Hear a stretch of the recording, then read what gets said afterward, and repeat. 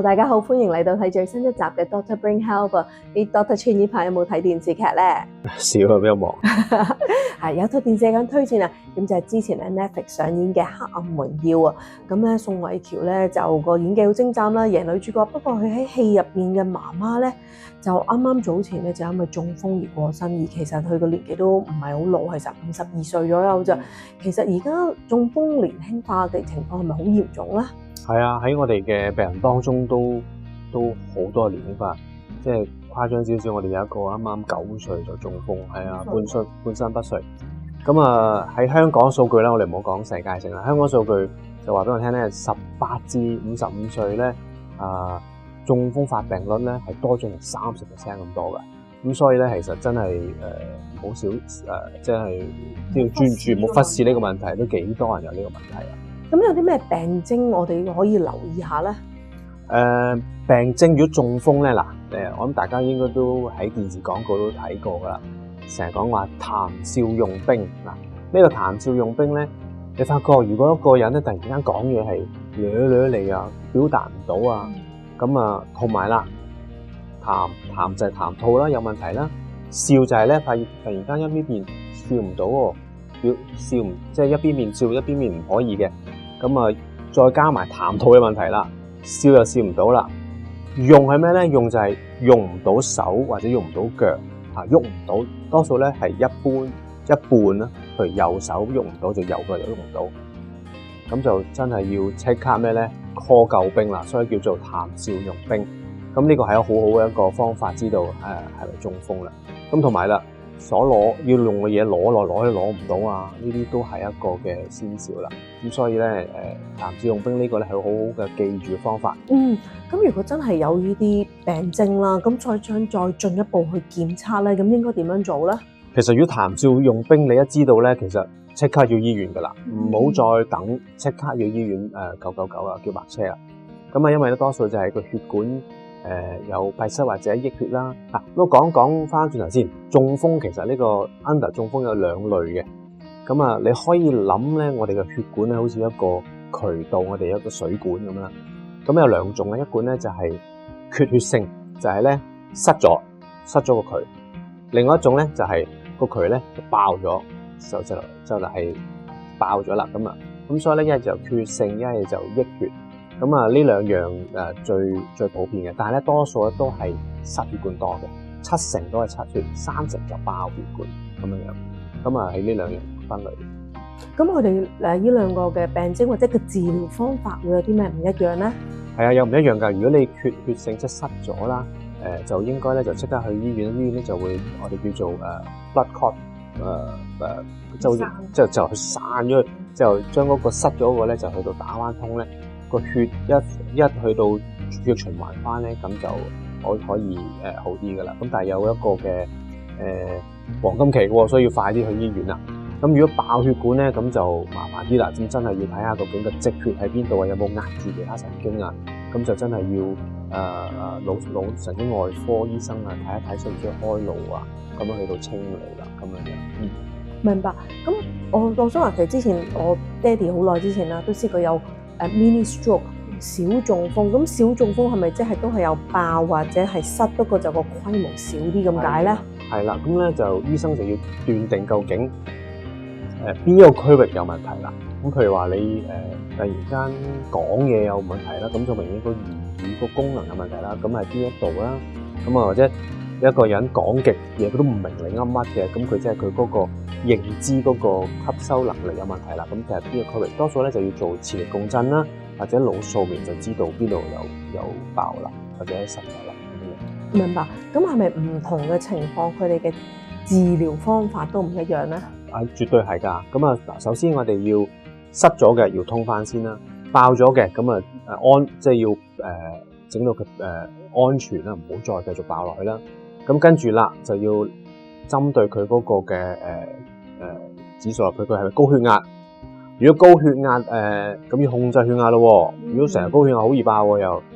咁啊，係咪膽固醇高或者有好多脂肪硬塊塞咗咧？咁要控制嗰個膽固醇啊，同埋嗰個血脂嗰方面啦。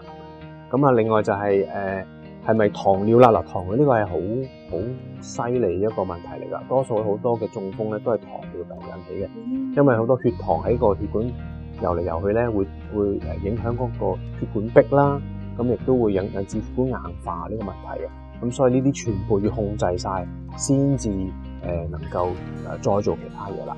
咁譬如話啦，如果知道半身不遂嘅，譬如左腦有塞咗或者爆咗喎，咁就右手右腳喐唔到啦，咁就要訓練翻佢去到點樣喐翻啦，係啦。咁呢樣嘢就係復康翻嘅治療，就係我哋常做嘅嘢啦。即係當係一個重新，好似一個細路仔想學踩單車咁，咁啊佢唔識踩噶嘛，咁你要重新咧幫佢咧喺個腦海裏邊咧連接新嘅一個嘅渠道咧，喺度學習翻喐翻隻手啊，翻隻腳咁樣。Once 你嗰個連接咧一接駁咗咧，佢就會識噶啦以後。咁所以要重新教佢點喐隻手啊、舉手啊、喐佢隻腳啊咁咯。咁呢啲就係啱啱個拍個腦神經接駁得唔好啦。咁有啲另外啲 case，譬如話我記得有啲你哋好似有啲痙攣嘅 case，咁可以點樣做咧？係啦，嗱咁啊，你見到咧有啲咧多數中風人咧就會點啊？抽住啦，個手會好硬，你掹唔開㗎有啲嚇。咁啊腳咧就會趌下咁啦。咁呢啲痙攣咧一般咧我哋就會打咩咧？打一個叫做 Botox 啦，或者我哋叫做 Dysport 咧，都係一個肉毒桿菌咧，係幫助佢放鬆嘅。係啦，因為咧如果佢咁痙攣咧，我哋要訓練佢都好難，因為掹都掹唔開㗎。咁要打完佢之後啦，可以放翻鬆啲咧，跟住就喺嗰個嘅1-2個月裏邊嗰個窗口位咧，就全幫助佢復康翻咁樣樣。咁所以亦都要配合翻腦神經科醫生啊、神經科醫生就係幫佢打呢啲嘅。估唔到 Botox 唔係打面貨美容，而係貨呢個中風治療。係啊，個 Botox 其實打皺紋嗰啲好少嘅就劑量，但係打肌肉咧，你諗下老鼠仔咁大嚿，要打好多嘅，佢先放得鬆。係啊，咁樣。Dr. Chena， 咁我記得我之前咧，爹哋就用嗰部機咧，就係訓練佢手有個電腦熒幕嘅遊戲咁樣去喐嘅。而家係咪都繼續用呢一個遊戲去做訓練嘅咧？而家更先進係我哋咧用到一個好似有機械臂咁嘅方法咧，就幫助病人去到復康嘅。咁啊，我哋有一個就係用手指咧，其實咧最難嘅咧就係復康手指，因為咧手指咧係需要腦好多嘅神經線咧去到駁住，因為我哋好靈敏啊手指，所以最難好喺呢一度嘅。咁呢個咧就好似一個琴鍵咁嘅，咁就要你自己去到喐佢咯。咁咧就有一個遊戲玩嘅。咁我曾經都講過啦，喺以前視頻就係你要重新有連接腦神經咧，每次訓練要起碼500次咧，先有能夠新嘅神經有連接到嘅。